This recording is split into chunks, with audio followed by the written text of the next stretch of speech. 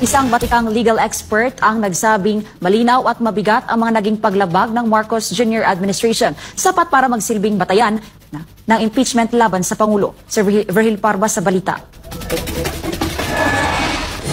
Habang patuloy na binabaliwala ng Marcos Jr. administration ang mga alegasyon sa iligal na pag-aresto kay dating Pangulong Rodrigo Duterte, nagiging mas malinaw na ang mga hakbang ng administrasyon ay naglalatag ng matibay na batayan para sa isang impeachment laban kay Marcos Jr.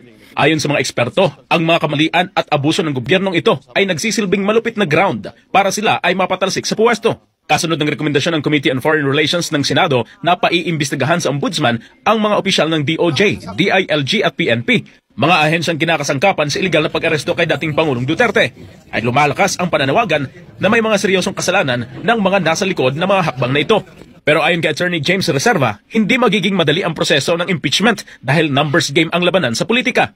Anya, kailangang dumaan ang impeachment sa House of Representatives kung saan kinakailangan ang 1/3 ng boto, katumbas ng 103 hanggang 106 na kongresista. Sa Senado naman, kailangan makuha ang 1/3 ng boto o 8 senador upang magsimula ang impeachment proceedings. Sabi ni Reserva, maaaring magpatalsik ang mga mambabatas ng kahit sinong opisyal sa gobyerno kapag ginusto nila, lalo't kung sapat ang bilang ng mga papabor dito. Kahit walang ground, on the other hand, kahit groundless, kahit pa, I don't want to see your face because to me, your face is unpalatable.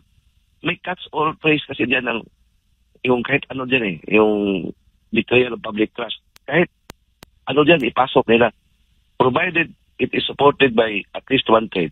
So maging articles of impeachment na yan.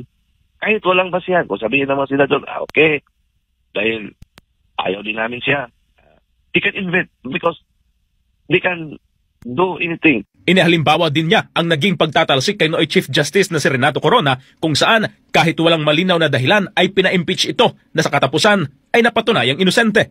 Tingnan mo kay Justice Corona, Chief Justice Corona.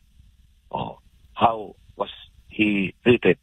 How was case was being deliberated? Eventually, na-clear siya pero patay na siya. Yan ang problema ng impeachment natin. Pero hindi yan problema, Admar, kasi yan talaga ang design ng ating konstitusyon. Sabi ni Reserva, bagamat alam ng lahat na pinsan ni Marcos Jr. ang kasalukuyang lider ng Kamara at marami din siyang kaalyado roon, dapat ding ikonsidera na walang permanente pagdating sa politika. Ibig sabihin, pwedeng mangyari ang anumang hindi inaasahan. Now, sino na bang congressman dyan na magpirma ng impeachment? But hindi natin alam. Kasi ang politika ay fluid We cannot predict what is going to happen in the next year. Yung mga unthinkable na mga pangyayari ngayon ay mangyayari yan sa following year.